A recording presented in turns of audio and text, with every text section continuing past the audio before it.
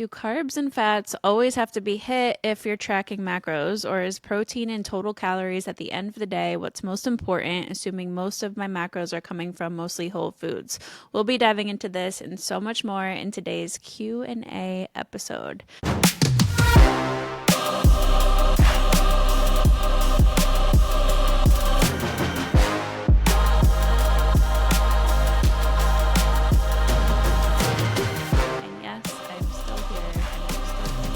There's still a baby inside of my body. Week 39 update. Week 39 update. We got a sweep today, though, and that was pretty painful, which they haven't been. I told Joelle, like, I've gotten a membrane sweep with Kai, with Cora, just one with each of them, and then I got one last week with this baby, and those three weren't really, like, people ask me, like, oh, how bad does it hurt? Like, wasn't it terrible? And I would be like, not really. Like, I really never felt much from it. And today she was like, I could be aggressive. Like, you're 3 centimeters dilated. You're at 60% of face. Like, we can get up in there. And I was like, get up in there, woman. But it was so much more painful. Yeah, it was much more painful. It was not comfortable. I mean, I've never elected to have one, but I can't believe that you went through that without asking for it. She was like, I'm just gonna check you, and then it was painful, like wincing. She handed me a pad after and was like, you're gonna bleed, just a heads up, so take this with you. And I literally was bleeding and cramping the rest of the night, and I had Sloan. Like, it sent me into labor. That's wild. I can't believe they just do that without permission. And then when I talked to my midwife friend, I was like, yeah, she just said she was doing a cervical check, but like it really hurt and it put me into labor. She was like, you got a membrane sweep. Like, she definitely did a membrane sweep on you. She's like, which is basically like a rough cervical check. And I was like, yeah, that's definitely what I had. Yep. So anyway, at least it was consensual this time. Oh yeah. We welcomed that with open arms, even though Josh is on his deathbed again. Oh no, not yet. 3 days ago, I prayed to the chat GPT gods. I said, my wife could have a baby at any minute, and I feel like I'm about to get sick. What is the perfect protocol to prevent myself from getting sick or to fight it off as fast as possible? And as cordial as ChatGPT is, it started off with a congratulations, and then my action plan for those who are curious. This is intense, and luckily, like, we have most of this stuff, and we do most of this, but the immediate action plan, prevention and early fight off, number 1, is immune system boosters. So they said vitamin C, 1,000 to 2,000 mg per day, divided doses. Vitamin D3, 5,000 to 10,000 IU per day with K2. That's Zinc. a high dose. Yeah. I've been doing like 1,000 to 15, like throughout the day. It said 5,000 to 10,000, right? Vitamin C? No, D, did you say? D, 5,000 to 10,000. Yeah, that's high. That's high. Isn't standard dose at 5,000? So it's 10,000 is high. I've heard of people doing a weekly 10,000 dose. A daily 10,000 dose would be wild. Well, I've heard of people doing a higher dose, like when they're really low, to get them up to levels, and then go to your maintenance 5,000 IU. But this is like kick its ass as fast as you can. So D3, 5,000 to 10,000. Zinc, 30 to 50 mg per day with food. Quercetin, 500 mg, helps with zinc absorption. We don't have that, so that was out. Magnesium, 300 to 400 mg, which we take before bed anyway. Section 2, hydration and electrolytes. Chug water, add electrolytes. We're already doing that. Got the element right here. And bone broth, which I do in the morning, but I've been doing 2 or 3 times a day. Saltwater gargle, nasal rinse, Manuka honey, 1 teaspoon, 2 to 3 times a day. I saw your raw garlic in there. I was like, ChatGPT is just speaking Josh's language. Yes, it is. So what threw me was actually cold exposure and sauna if available. And I actually followed up. I didn't text. Maybe I texted it to you guys. I think you sent me the screenshot. Yeah. I'm like, are you sure? Like, what if I'm already getting sick? Like, that's not additional stress in the body. And I was like, well, it's great for the sauna in particular for simulating a fever.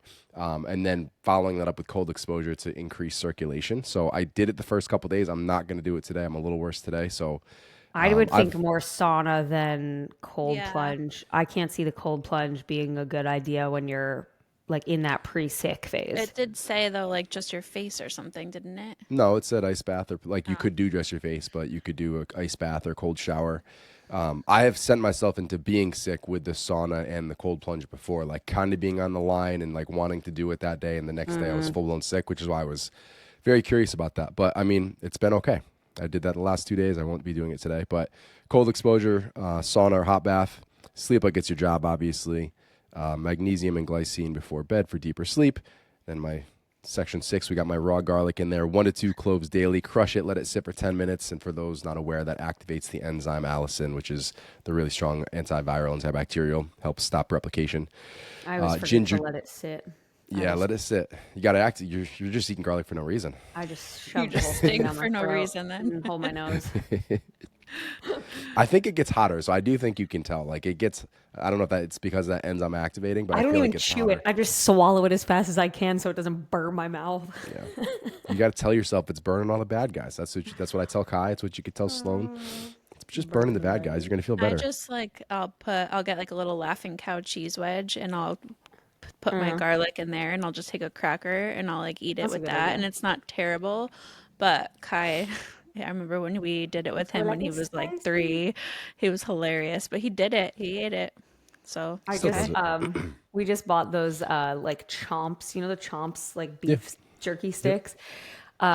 We got them from I think Whole Foods the other day and I was eating one and someone was like, I want a bite. I'm like, okay. So she takes a bite and she's like, it's so spicy, mommy. I don't like it. It's spicy, but it's not, it's just the original flavor. But Yeah. I feel It like is just Kai says that too. it does like have a little it's like not like it's not spicy because I spicy. don't like super spicy things, but there's like I don't know, there's like a bite to it. I don't know how you describe it. Like it's not spicy, but like to a kid, I can see why it's Maybe the Yeah. pepper. Is spicy. there pepper in it? Pepper could be a little bit spicy. Maybe.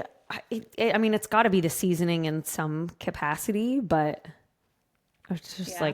like I know they have like a jalapeno flavor. Like it Yeah. wasn't jalapeno; it was the original flavor, but it's just like to them, it's It spicy. is. I think so. Kai That's says funny. it. Raw garlic, ginger tea, turmeric with black pepper for absorption, green tea, probiotic foods like yogurt, sauerkraut, kimchi, light movement and sunlight. So walking outside 10 to 15 minutes at a time, light stretching and mobility work. If you start feeling worse, double down on the vitamin C and zinc. Consider NAC, black seed oil, and oregano oil. So I have basically all of that beside black seed oil. I just ordered And black seed oil when I had the yeah, flu. is that what Sam recommended? Was that the one?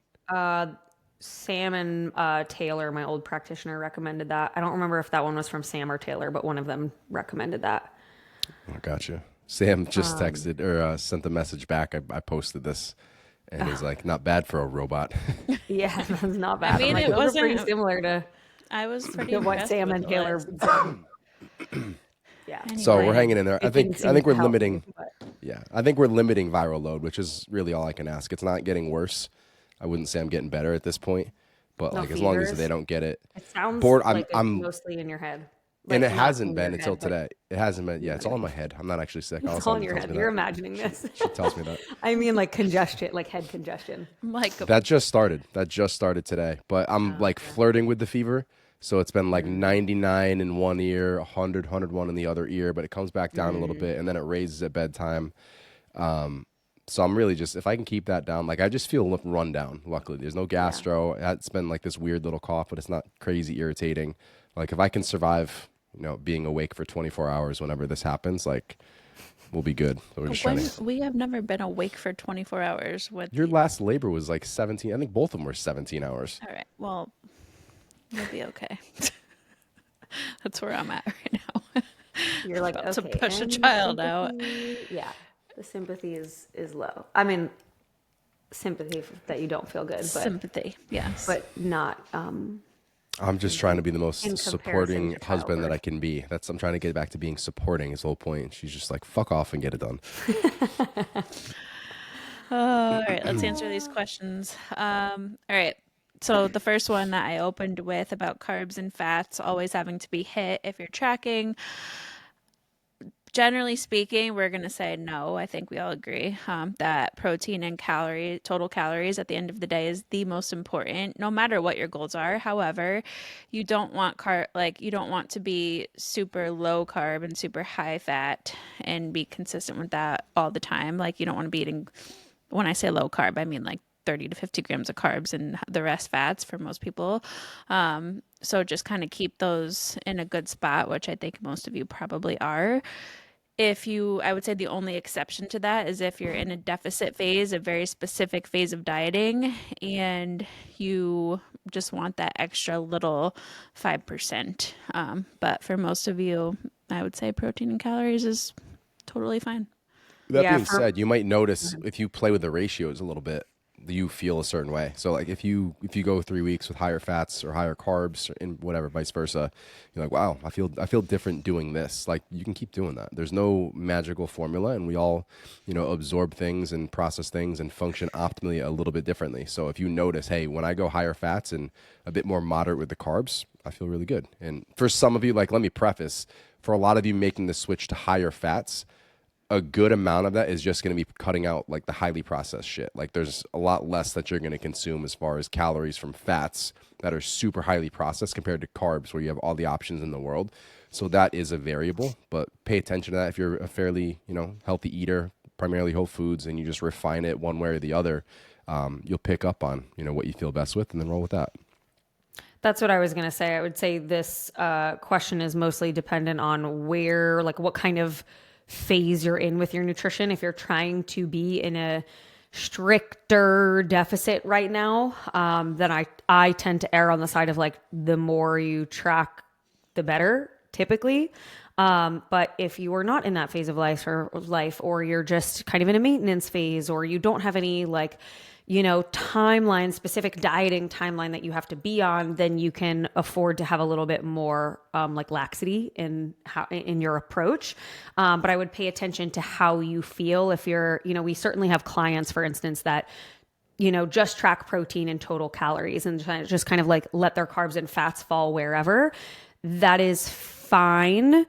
But I would pay attention to how you're feeling, similar to what Josh said, like pay attention to your hunger, your satiety, your recovery. If you tend to end up, pretty high fat and end up being pretty low carb, you might see your performance and recovery suffer, even if you're getting enough calories.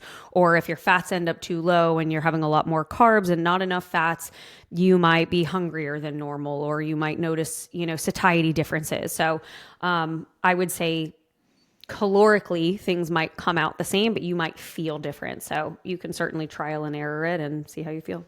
One more little crumb I'll just throw in to conclude that. You also don't want to be having these crazy high insulin spikes. So like really, really high levels of carbs throughout each meal and like happening every 3 hours, 4 hours, whatever it is. Not that there isn't a place for that, but kind of, doing your best to balance your blood sugars throughout the day. Keep them like that so we're avoiding long-term insulin resistance. All right, we had a new question just roll in. Hi, Josh. You touched on using testosterone replacement instead of a vasectomy last episode, and I wondered if you could give more information on that. My husband and I are about to have number 5. Oh my gosh. Shit. And God looking bless. at our options. Wow, go you guys. But yeah, let's hear it, Josh. Let's hear the science behind it and all the details. Listen, anybody you ask, any professional, like you won't get the answer of yes, it will be a wonderful form of birth control for men and everybody should be using it.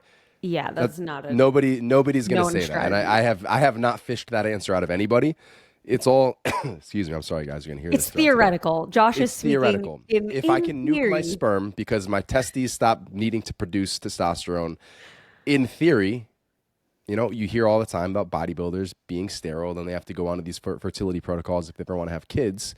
So if I'm going to make myself sterile, I would like some benefits. And if that's some more energy and some really nice muscles. The benefit is not having another child and not having an angry wife going through pregnancy again. That is the benefit. That's not enough for me. That's not That enough does for me. sound sounds enticing to me. I volunteered to strap up if that's what we need to do for the time being. I don't want you back on birth control. If I go on quote unquote birth control, it's going to be testosterone. So we will find a happy medium. I know. So I was looking into Aura integrations for no reason, but No reason at all. for no reason at all. But they're actually coming up with your fertility window. I think that's in the newest generation of the ring. I don't know if you guys have For the men? updates. No, for women. There's already already have that. fertility You stuff already have in that? there for women. That's Okay. what Then I've I'm been just- doing. That's okay, why then I I'm- knew the exact moment that this was going down. This child was Then what are we conceived. talking about here? Being more having a calendar in our room. We'll start with that. We'll investigate testosterone. So back to the original question. There is not there's not a single person who will agree that it's going to be a form of male birth control. In theory, in my head, I don't know why it isn't investigated further. Like, if you're taking testosterone and you're monitoring sperm count, so this isn't just assuming, oh, all things are great now. Like, I would do that, and I would continually get that tested until we got to a near zero level. But I'll pass you the mic, Joelle. In theory, why shouldn't that work? I think the comparison for me of like, in theory, this is like the equivalent on the female side of things, I think. Mm-hmm. In theory, you shouldn't be able to get pregnant while breastfeeding, right? That's such a common myth of you can't get pregnant while breastfeeding because when you're breastfeeding, you're typically not ovulating. And if you're not ovulating, you can't get pregnant. You know, so a lot of people think like, oh, if I haven't gotten a period back yet while breastfeeding, which is very common for some people, if I haven't gotten a period back yet while breastfeeding, I can't get pregnant. And so there are women who think that breastfeeding serves as birth control.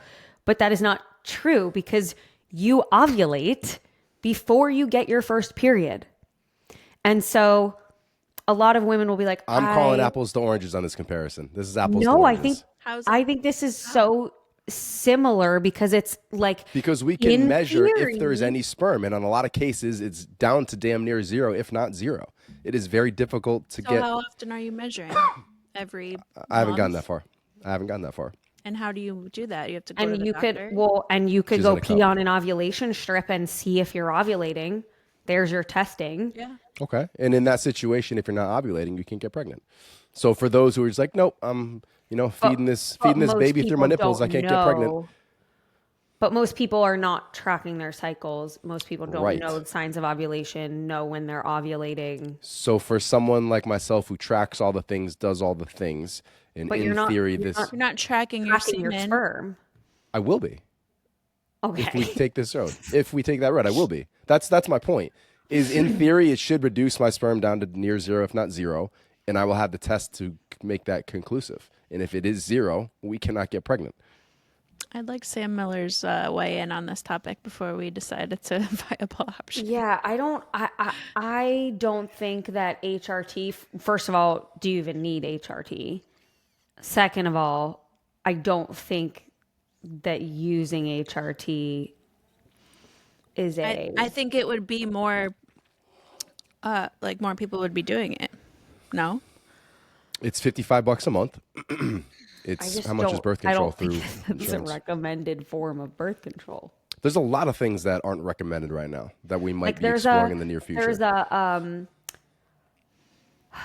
This is maybe a little bit different, but like there are medications that women are not supposed to take, like acne medications even, that women are not supposed to take if they want to get pregnant, or there are medications that women can take that could affect fertility. Let's say it's for their skin.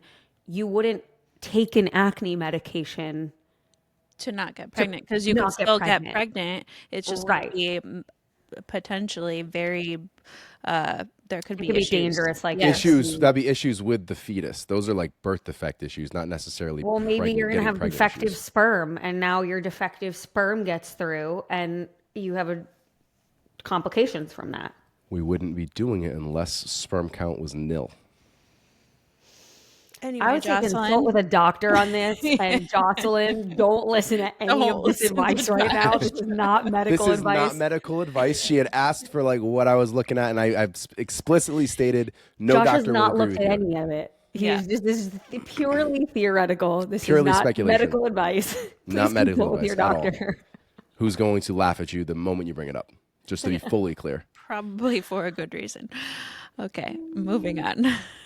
Andrea asked, when I do any kind of rear foot elevated split squat or Bulgarian split squat, my right foot always goes numb no matter how I position myself. What am I doing wrong? So I find that, like, I remember a few clients having that issue when you position yourself. Foot or her back foot? I'm assuming she said the her back right foot. I'm assuming the back foot, because I used to have a couple clients who would, like, when you have your toes under, like, not your foot isn't flat on the bench, like your toes are under, I could see that potentially causing some numbness just because it's an awkward position. And if you don't have the mobility, it's going to feel really terrible. But she said no matter how I position myself. So I'm assuming she's tried both like toes under and like more of a flat, like lying the top of your foot on the bench. I don't know. I'm stumped. We would probably have to see what you're doing to give you the Yeah. most accurate response. But And I'm kind of reading this as like my right foot goes numb, whether it's my front foot or my back foot. oh, interesting. I didn't read it that way. So, Andrea, we need more clarification, but Yeah. we might have to tag in Tom and Robin on Yeah. that. Feel free to post a video in the group if you are That's a great idea. comfortable, That's and a great Tom and idea. Robin will come save the day, I hopefully. mean, could I it be don't an know if we have- elevation? If you like change the elevation of the rear foot, like if it's going numb, it's a circulation thing. So Right. finding out where that impingement is and alleviating that Yeah, impingement. it could be like a mobility issue. Yeah. I'm So also curious, like, is the numbness just at your toes? Is it your whole foot? your whole leg, like Right. Like where's the numbness? heel, ball of foot. Yeah. More Et cetera. context required.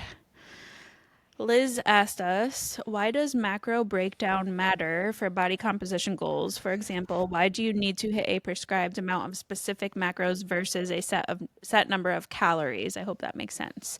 Makes total sense. So, who wants to take it? More so, you're focused on the protein to make sure you're Protein maximizing mostly. muscle protein synthesis and optimizing recovery and all that. That's what we were talking about or alluding to with that first question is the carbs and fats become secondary when it comes to importance after calories and protein. It's really preference and personal optimization. So the big two, calories and protein, and then you can play with the other two based on preference, or if you work with a coach, they'll fine tune you. The only other thing I would add to that is that you could argue the composition of fats and carbs, like if we remove protein and calories and like assume those are spoken for, the carb and fat breakdowns in reference to body composition, I would say that it might not have a direct impact on body composition, but an indirect impact on body composition in the sense that, like, typically if you have more carbs, you're going to perform better and recover better. If you're performing better, you're probably stronger. If you're stronger, you're probably gaining more muscle. If you're pushing your workouts harder, you're probably gaining more muscle. And that's impacting body composition versus when I eat more carbs on this day, I look different than when I eat more fats on this day. I would say it's more so the overall big picture of having enough carbs to perform well, replenish glycogen, recover well, having enough fats for other functions of the body, for brain health, hormone health, etc., in ways that those can indirectly affect body comp, if that makes sense. But let's go to another extreme. Like if they're willy-nilly with it throughout the entire week and they're going like lower carbs, higher fats, Monday through Friday, and then Saturday, Sunday, carbs are through the roof. And calorically, they might still balance out. Protein may still be equal throughout those days, but you're also going to be retaining more water over the weekend. So it's like, oh my God, look at all this fat that I just gained. Well, you didn't actually gain just fat. You're just retaining more water because it's substantially higher on the day or two that you carb loaded versus what you did the rest of the week. So there's a lot of things to the naked eye, and someone who's not tracking all the data and all the things, they're like, how did this just happen? How is this so significant? Why am I on this roller coaster? Where really it's about inconsistencies that aren't actually creating what you're necessarily seeing on any given day. All right, Jamie asked us, I'd love to hear your thoughts on last week's Huberman podcast with Pavel. I'm not going to try to pronounce his name, but he's basically the Strong First kettlebell creator, like the kettlebell guy. And his research regarding rep range. And listening to the episode, it seems as though Dr. Huberman's eyes were open to the idea that training above the 6-rep range might not be as beneficial as we once thought. So I looked into this. I didn't listen to the full episode yet. So I will do that and provide more context. Well, I guess. This is kind of not the whole theory, but this is a big theory or a big part of how I create the Evolve hybrid programming. No, so but hold on. So from what I gathered, the guest, this Pavel guy, he was simply just explaining that to get strong, you should use low reps, 2 to 6, and heavy weights for you. Don't train to failure. Use long rest between sets, 5 to 10 minutes, and alternate between the different exercises to limit total workout time. That's not And new then information. that's not new information. So we know to get strong, you do want to focus on low reps. You do want Lower to rep have range. more rest time between Yep. sets. Like think of a power lifter. That is how we train in powerlifting. Our goal is to get strong, not to necessarily increase muscle size or hypertrophy. And then he went on to say, like for hypertrophy, they do recommend slightly higher 6 to 15 reps. So I feel like you might have That's taken very this in line with, question out of or like in the wrong way. It's like it's not a new thing that we're yeah, just that's discovering very here. in line with what current research has been for years about rep ranges for hypertrophy and strength. So I haven't listened to this and I don't know what Huberman's reaction was about his eyes being opened to the idea. Maybe he had more of like an old school train of thought around rep ranges or hypertrophy and strength, but that's, I would say, whatever it sounds like what you just shared, Alessandra, is very in line with current protocols. I Yeah. mean, when you're talking about any kind of progression, you can build muscle from essentially 4 to 30 plus reps. Yeah, It more so it's comes down to broad. reps in reserve or a rate of perceived exertion. So how close you are to failure. You want to be 1 to 4 reps short of failure at the end of each set. So if you're hovering in that 8-9 range, you have 1 rep, 2 reps left at the end of each set, you're likely to see an increase in muscle growth as long as you have enough volume within that. Now, the benefit of keeping reps lower, so this is like his new revelation as far as like, oh, you can build muscle at 3 to 5 reps, and it's more beneficial than, say, going from 12 to 15 to 25 reps, is when you get to that higher rep range, you're creating more cumulative fatigue. So if you're doing reps, 30 rep squats, you're going to be significantly more tired doing 3, 4, 5 sets of that than 3 sets of 5 or 6. So you're reducing cumulative fatigue, which improves performance over time because you're recovering better, you're getting stronger faster, and again, assuming volume is appropriate for your training history and your genetics, you're still going to build muscle. Yeah, it reminds me Yep. of how I used to train with powerlifting. I would do what's called daily undulating periodization. So, like, let's say Monday I had squats and I did sets of 3. Wednesday I would squat again and I had sets of 5 to 6. Saturday I would squat again and have a higher volume day or like whatever day it was. The reason why I was able to continue to squat and not be super fatigued or sore from Monday to Wednesday is because Mondays were heavy, but it was only sets of 3 for maybe like 3 to 5 sets. I was still good to go 2 days later. So again, it's about more than just reps, but I just wanted to throw that out there because this is not new information. I think when it comes to like the kettlebell stuff too, like I'm not super familiar with this guy's work, but just from what I understand about Strong First and some of the kettlebell techniques out there is same thing that we talk about here. Like you want to be using a weight that is challenging enough. And when I started learning how to do a kettlebell swing, they want you to choose almost a weight that is too heavy to be able to do it the right way. So I'm sure that's kind of tying into his whole philosophy around like kettlebells and like approaching fitness and strength training with that specific modality. Yeah, from a hypertrophy standpoint, what we've seen previously in scientific literature is that we want 3 main things happening to help trigger hypertrophy.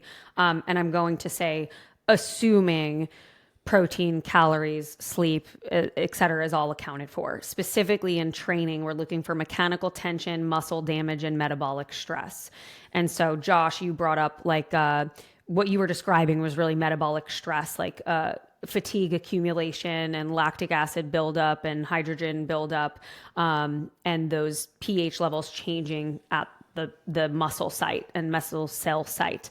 But we're also looking for damage in some capacity. So when we think about progressive overload and gradually being able to increase reps and weight and intensity over time, we could think about muscle damage has been incurred and now the body has had to adapt, get stronger, lay down new muscle fiber, repair tissue to essentially better handle the load next time. So having some of that muscle damage, and don't mistake that for like needing to chase soreness because that's not the same thing.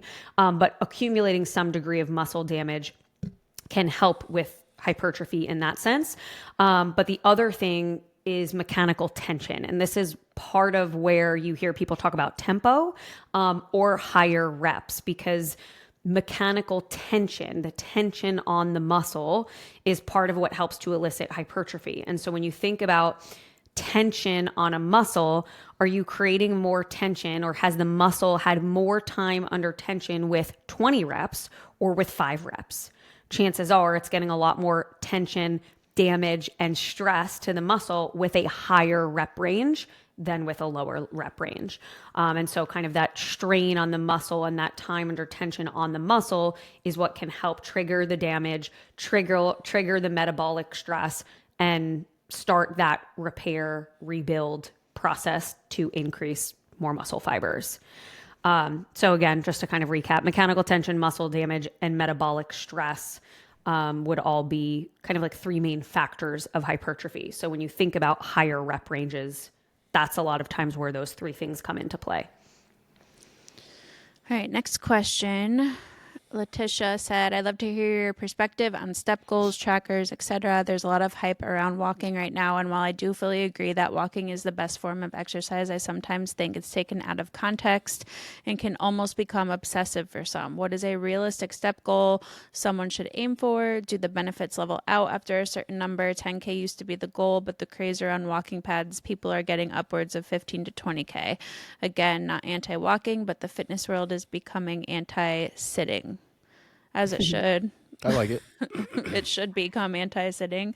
I don't think that's necessarily a bad thing. And I think we've talked about this on a lot of recent episodes, Q&A and not, but the 10K number is kind of made up. Where it levels off is somewhere around like 7,500, I believe. So if you're getting at least 7,500 steps per day, great. If you're getting more, awesome. As long as you feel recovered, you're fueling your body with enough food, you're having progress with your training, you're not feeling like you're always fatigued in the gym. Like, I don't think getting upwards of that is going to necessarily be harmful. But I think I'm here for the anti-sitting era, if you will. So one quick thing, and I'll pass it right back. The bell curve like levels off more so around that 7,000, 7,500 step threshold you guys are talking about. That said, benefits don't necessarily taper. Like, they'll still continue to slowly improve. So it's not all for naught, but you're going to get the vast majority of those benefits. So you don't have to be obsessive is really my point. You can get to that 7,000 steps per day. You're in a good place, but don't feel like, oh, I'm good now. I'm just going to sleep the rest of the day or sit down. I'm all set. Like, you can continue to see some benefits as you continue to move. So if you're getting 15,000, 20,000 steps per day, as long as you're recovering, that's not going to be harmful. There are still going to be benefits. But the best ROI is right up around that 7,500 range. I think a lot of people too, when you talk about becoming obsessive with it, like, yeah, your mindset does play a role. If you're somebody who is like, you're beating yourself up because you're not getting at least 10K steps, or you're not getting 15 or 20K steps, and you see other people doing it, like, yeah, that's probably not benefiting your overall mental health. But anything can become obsessive for anybody, and I think at the end of the day, you have to make sure what you're doing is making sense for your lifestyle and your schedule and what your goals are, and all of the things factor in. It's such a low barrier to entry too. Like, that's why I don't mind this being a craze. Like, you're talking about walking, it shouldn't, if it has to be a craze to get the message across, cool, but it's not like, it's low barrier, low cost, high recoverability, like overall exactly. Net positive. Agreed. All right, Crystal says fasting. I'm seeing many things on fasting and how beneficial it is to women. I think there is a lot of nuance here. However, in my own circumstance, I work out at 4:30 to 5 a.m. I'm currently using hybrid. I'm running and I'm lifting, and I don't know how participating in a 14 to 16 hour fast would benefit me. What are your thoughts? First, just a quick red flag is women are more susceptible to hormonal fluctuations when fasting. So it can be a little more, I don't want to say cut and dry, but an easier experiment with men. Women are significantly more sensitive. So that's like the first thing just to be aware of going into it. If you feel shitty, like, don't keep forcing it. Joelle, you might. I'm not team women I, fasting. I was just gonna say I'm not Yeah. team fasting I either. don't know. It's interesting to me that she mentioned, I see so many things on how beneficial it is for women. I see most things about how it's really contraindicated for a lot of women. Agreed.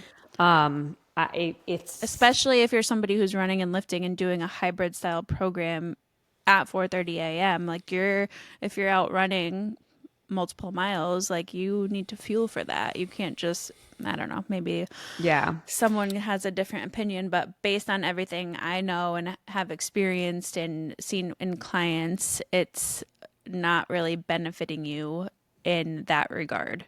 I'll push No. back on that a little bit. I think you can still progress. Like if you're a competitive athlete, maybe it's not the best idea, but you can still see improvements in strength and performance when you're fasted. That's not the deal breaker. One thing I would kind of throw back to you first is like, how well do you do with just like general meal timing? Like, are you spacing your meals 3 to 4.5 hours apart? A big benefit of quote unquote benefit of fasting, and why it's been such a draw. People will talk about autophagy, but it's also the stomach sweeping mechanism. So we have a lot of gut issues because we are constantly eating, whether it's a handful of fruit between meals, whether it's that fancy coffee from Starbucks. Very rarely do Americans get a 3 hour gap where no food is being consumed, no calories are being consumed. So as far as like optimizing gut health, which is going to impact everything from sleep, performance, mood, energy levels all throughout the day, you can do that without fasting. Like I've played with fasting. There are periods where I do it, and I'll probably go back to it again. I've done 12 hours, 14 hours, 16 hours, and I'll play with that to see kind of what my optimal window is there. I've enjoyed it. Like I've always had stomach issues. It's helped in some regard there, but I'm at a point now where I'm pretty regimented and I have that gap between meals where gut issues aren't a problem and fasting isn't a necessity. So I'm not against you playing with it. I would just say, especially as a woman, like be aware of the sensitivity to it. And then there's also additional data coming out recently where it's not something you need to do throughout the entire week. Like you might pick, people are doing it 2, 3, 4 days a week in that, call it a 16-hour window, and then they'll eat on a more regular regimen throughout the day, the other 3 or 4 days of the week. So there's a lot of different ways to do it. There's a lot of nuances to it. I'm not going to say I'm against it. I'm just going to put that up there as a woman asking the question. You are more vulnerable to it. So just be aware of that. Do a little more research in regards to, why what you saw that found it to be more beneficial for women. See where those sources are coming from. And then, again, just be very, very in tune with your biofeedback. I think the I other think, thing is too, like women especially are already under consuming food.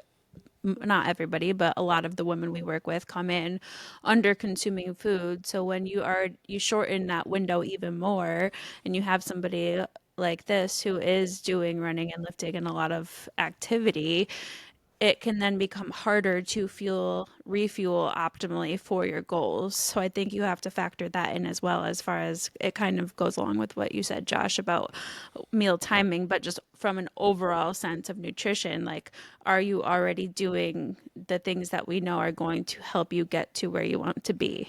I want to jump in on that real quick. So what you said is completely true for our audience. Like they're typically aware of these things and they're typically, potentially under consuming. A lot of people coming to us are under consuming. That said, look around, the majority of the US is No, obese, I is agree. overweight. So for the people who are listening to this that aren't currently in our community, men in particular, because again, less vulnerable, but intermittent fasting might be a viable option for you because you are shortening that window and it's fewer calories to consume throughout the day. So that's kind of one of the main objectives and the main benefits is you're shortening the window. You're not constantly eating and snacking all day. Naturally, your calories should fall to be a bit lower. So that said, for those who are newer, it might be something you look at. yeah, I have thoughts. What are they? I most of the data that talks about the benefits of fasting applies when those fasting studies put people in a deficit. So to Josh's point about, hey, if a fasting window helps put you in a deficit because by cutting yourself off from food at 5 o'clock, you've eliminated 300, 500 calories for the day, and that helps you stay consistent in a deficit, then yes, it may be beneficial in that sense. most of the benefits of fasting that we see are isolated to fasting in a deficit. So if you are going to have 1,800 calories in a day and you're in a deficit across a 12-hour span, or you're going to have those 1,800 calories in a day across an 8-hour span, the benefits really are not all that different if you're still in a deficit. So most of the fasting research that we see is that the benefits come down to putting yourself in a deficit. So if you were to be in a fasting window and then that window, let's say, you're starving because you haven't eaten in 16 hours and now you binge and you end up putting yourself, let's say, in a surplus, there's really not much benefit to that. And to Josh's point about like the stomach sweeping and like having a period of time where food is not in your stomach, from what I've seen, like that's pretty achievable with even just a 12-hour fast. So if you think like 8 p.m. to 8 a.m., I don't eat. The level of complexity it's achievable rises. within 3. It'll start within 3 hours for most people. It doesn't have to be a long-term fast. I'm saying if we're saying we want to go a period of time without food, like 12 hours is plenty. Mm-hmm. And you don't have to call that a fast. That's just like a normal eating window. But you can call it whatever you want. Yes, if you want to call, right, like you wouldn't call that intermittent fasting, but like your sleep, if you slept for 8 hours, that counts in your window of not eating. So if you were going to go 8 p.m. to 8 a.m. without eating, like that's fine. That will probably be beneficial for your gut in some capacity. You might see your sleep improve, but like, is that going to have a big difference on body composition, overall health? No, not really. So again, I think it depends where your calories are. The other like complexity that Crystal mentioned is that she works out at 4:30 or 5 in the morning. I wouldn't want to see you stop. First of all, if you were going to do a 12-hour fast and you want to eat right after your training, you're talking about stopping food at 4:30 p.m. the night before. Now, if that works for you, by all means, that would mean not having dinner with my kids, not having dinner with my husband. Like for me, that would never, I wouldn't want to do that. That wouldn't work for my current chapter of life. We tried to eat at 5. What? We tried to eat at 5. It hasn't been that. It hasn't been lately, but we had a good streak for a minute. Right. Like you guys are early dinner eaters, but and is that the last thing you eat for the night? Yeah. It was for a while. Yeah. Pre-pregnancy for her. Pre-pregnancy. Now I think I had 4 Tate's cookies last night after dinner. I was gonna say, until it's like you need the calories. House, and we were introduced to these Tate's cookies. It was dinner, and then something right after that, and we were done. Yeah, now it's we do it like right after dinner, and then that's pretty much it. But you guys know we eat dinner when the girls go to bed at 7. Yeah. So lifestyle for sure plays a role. But yeah, hopefully that helped give you some context and just ideas to think about, Crystal. And one thing I want to jump in, because Joel brought up the deficit. So one of the sexy words with fasting is autophagy. And people think you have to be in a long-term fast to maximize autophagy. Being in a deficit, a caloric deficit, whatever your eating window, optimizes autophagy. So you don't have to not eat for 16 hours. That's happening if you're in a caloric deficit. You know what also helps with autophagy? Exercise. Sleeping. Look at that. All right, quick fun one from Megan. She said, Alessandra and Joelle, who are your favorite Peloton instructors? Maybe I Peloton. You ever think about that? My favorite was Kendall, but she left. Instructors. I was just going to say, Kendall was my favorite. I feel like Kendall and left, Cody, but I think you could still take her classes. I think I've still taken her rerun classes. And I really like Cody. You do? I like him. him. If I'm not in the mood for riding and I just kind of want to laugh and have a good time and take it kind of chill, I like Cody, but I can't I will not push myself with Cody. Yeah, he's just a goof. pusher. Yeah. I really like Robin. I ride with Robin the most. I've done a few of hers. I think I did some of her prenatal ones actually. She has a good prenatal series on there. Well, you wouldn't now. True. I didn't have the bike when I was pregnant. I only got it postpartum with Reese. Yeah, they were good. And she was actually pregnant for them, which made you oh, that's cool. It was cool. Yeah. Anyway, yeah. I think I've taken one class and it was with Kendall, and you yelled at me for picking the hot one. No, you would. Why would I yell at you for picking the hot one? You would pick the hot one. This is the first class. I usually do free ride. I like to free ride, put on a YouTube video. I was teasing you. She was so mad. Oh, I also really like Olivia is her name? Amato. Oh, I think my first ride ever was with Olivia. Olivia She has Amato, some I good think. ones. Yeah, she has some good like hit and hills ones that I like. Oh, and I like Alex Toussaint. I haven't done Alex yet. Alex is I good. would hope not. He's like really intense, and he'll just like I bet he start was. clapping at you, like hard clapping at you, like let's go, and you're like okay, I'm going. Innuendos right over her head. I did you say something? You missed a lot of. Everyone's laughing. You're just carrying on. I missed it. You What set did me you up with say? a. You set me up with a few. Oh no! What did I right. say? What Sorry. did you say? You're gonna have to We'll listen have to this to episode listen to back find to out. the episode and find out. Since you only listen to our I only listen to podcast. our podcast for fun.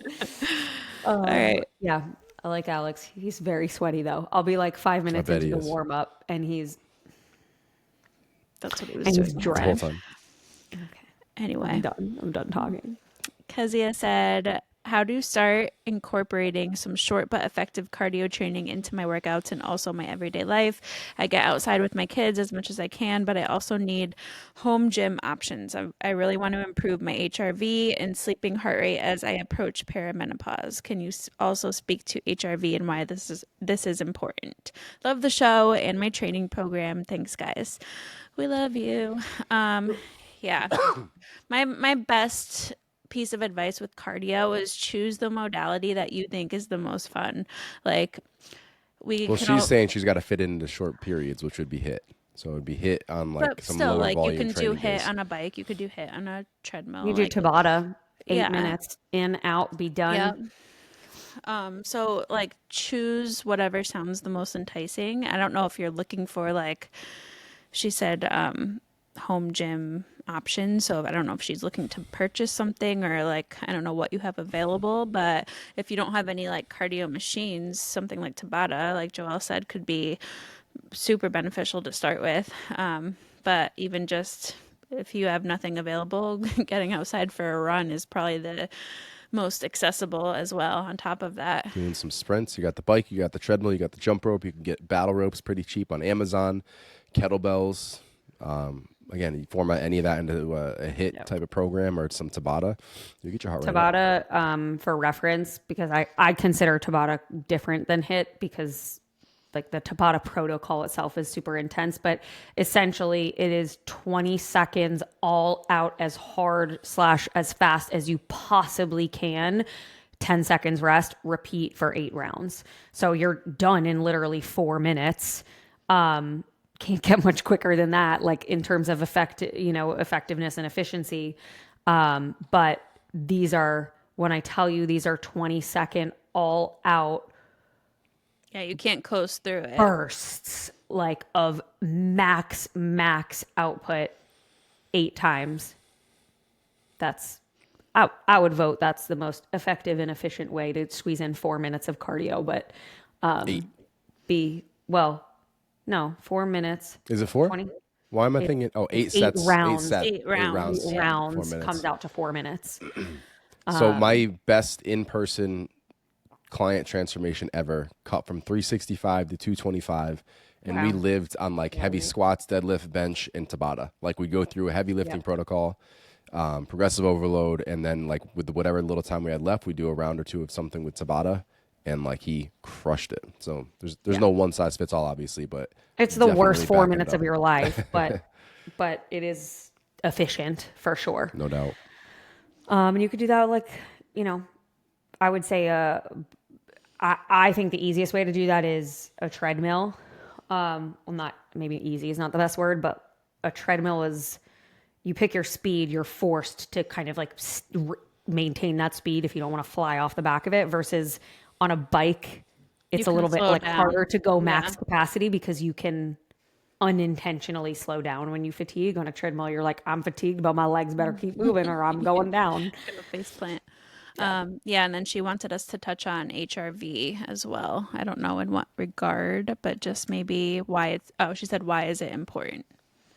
So HRV is essentially a score of your recoverability or your strain or stress on the body. And so typically the higher the HRV, which is always going to be relative to you. Like what's high for me is not necessarily high for you. Josh was talking about how low his HRVs are before, and I'm like, those are high for me. But yeah, essentially it's a recovery capacity slash stress resilience score is a good way to think about it. So the higher, the better. The higher means better recovery, better stress resilience. So usually it is correlated with your heart rate. So usually the lower your heart rate is, the higher your HRV. Usually the higher your heart rate is, like during sickness, the lower your HRVs. But Yeah, I'm inverse while I'm sick where I am right now. Like the numbers switch. Like my Yep. resting heart rate will be in the Super high. 60s and my HRV is in like the 60s. 40s on a good, right now it's like 30s, 40s. You're basically my My pregnant. flu was, I was laying on the couch with my heart rate in like the 120s. Yeah, that was It's crazy. That's insane. miserable. Insane. Yeah. All right, we had 3 more come in. We'll stop at those 3. Thoughts on a 3-week bulk, 1-week cut cycle? No. Continuously? No. Like, Never. That's such a waste of time. Don't I'll do pass that. on that. Please. No, thank you. If you're I gonna don't. bulk. If you're gonna cut. Like I wouldn't cycle. That's not gonna do anything. No, I wouldn't. I would highly suggest against that. That's just very straightforward. Don't do it. Yeah, I'm usually like, oh well, I could see nuance, No, context. there's no nuance there. There just seems like so many more reasons to not do that than to do that. And to not just totally shut it down. Like you want time to bulk, you want time to cut. Like getting like part of the bulk is getting a lot stronger. You're not seeing a ton happen in those 3 weeks. You're going to eat more. You're You're going to get probably stronger. just gonna You're be see on an endless adaptations. like circle of Yeah. like you'll come up a little bit and then you'll come back down a little bit. You'll come up. If like, that's it'll- your game plan, like we talked about gaintaining last week, like roll with that. Just eat like in your maintenance range, focus on getting stronger, body composition improves. Put yourself in a tiny not deficit, surplus if you want to go that route. And then once you're like, you know what, I'm a little heavier than I would like to be, then go into a sustained deficit. But just try to avoid, we talked about part of that gaintaining conversation was ending the cut bulk cycle, essentially, where you cut, you bulk, you end up at the same spot every single time. Long-term gaintaining, then kind of fine-tuning from that point. If that's what you were considering, like if you wanted this short-term cycle, I assume you don't need to lose 100 pounds. So I would roll with that. Lucy asked us, is it okay to run 2 days in a row if they're both easy runs? First day paired with an upper body session, second day paired with lower body. I currently run 3 times per week, but I would love to run 4, but I have no space for rest days between. Would it be better to stick with 3 days rather than doing 2 in a row, both with lifts on the same day? No, honestly, listen, like if you look at any competitive runner, like they're running multiple days in a row, sometimes More than a one moderate day. and a hard Yeah. day next to each other. So, especially if it's 2 easy runs, like you don't need a full day of recovery between every single thing that you're doing. So yeah, that's totally fine. Isn't it interesting how much we have kind of scared people out of exercise in some way? Yeah. Like I don't fault anyone for asking this question. Like there have been times in my own journey where I'm like, "Oh no, I need the rest. Like I shouldn't do that." And it makes me think about how much and I think pendulum specifically has for women, swung. right? Like how much the pendulum has swung of like, we encourage people to exercise and then we tell them if they do too much, they're not going to recover or they're going to lose their periods or they're going to get fat from doing too much cardio. Like we have just, it's so interesting to me. You're never going to find us like deterring people from exercise. No. So anyway, all of that to say, yes, you can absolutely run 2 days in a row if you are feeling good, you're feeling recovered, and Even if you're even if you slightly weren't, fatigued. Yeah. right? That's what I was going to say. Like there are going to be times where you might have to run on sore legs or tired legs. Like that's just the reality of exercise, and it's not going to kill you. Obviously, you still want to make sure that whatever recovery measures you can control, your sleep, your food intake, etc., are being well managed. But I would say most runners, lifters, etc., like we're all working out back-to-back days in some capacity. There's a power in being able to do that too. I think, like, I feel like it's gotten to the point, to your point, Joelle, where people almost treat each individual training session as like the end goal marathon. Like, yeah, you want to be fully recovered for your end goal marathon. You don't need to be like at 100% for each training session that you do, whether it's running or lifting. And I think that's it's kind of along the lines of what you said, but like we almost got to the point of where we feel like we have to be 100% recovered, ready to go, highly motivated, physically recovered for us to have a good training session, and that's just not true. Well, So that's the psychological component. It's like, okay, now you are in a less than ideal scenario and you're already thinking, well, I'm fucked, whatever it is. So it's like the other right. end of the spectrum, you got David Goggins. It's like, fuck it, doesn't matter what it is, I'm going to go get it done. Not that you need to be to that level, but there is a resilience component. Like, I can do this. It doesn't matter. Like, I will be fine. We'll get through it. Yeah. Yep. All right, last question of the day is from Bree. She said, I started gratitude journaling about a month ago. While in the thick of my postpartum depression, it really kicks off my days prior to my lifts. However, on the tough days where you're finding it hard to be grateful, could you share some of the things that you guys sometimes write down? Love that you're doing that, first and foremost. I think that's something that Especially is postpartum. super valuable postpartum. I was just going to say, like, for this phase of life, like, props to you for focusing on that. I've shared this before. I have a post, but basically, it's not always going to be things that you have to find that you're grateful for that are positive. Like, you can look at the negatives, quote unquote, in your life and still find ways to be grateful for them and kind of shift that perspective. So I came across this article a while ago that talked about that. I forgot what it was called at this point, but I do have a post on my page, and it just talked about how, there's not going to be things to be super grateful and positive for every day, but how can you flip your mindset a little bit and maybe hone in on those not so great things and kind of see how you could just flip your perspective. So that would be my advice. Yeah, when I read that question, I thought of that exact tactic that you've mentioned before, Alessandra, of being able to say, hey, this is something I'm really struggling with. Where can I find gratitude in this hard thing?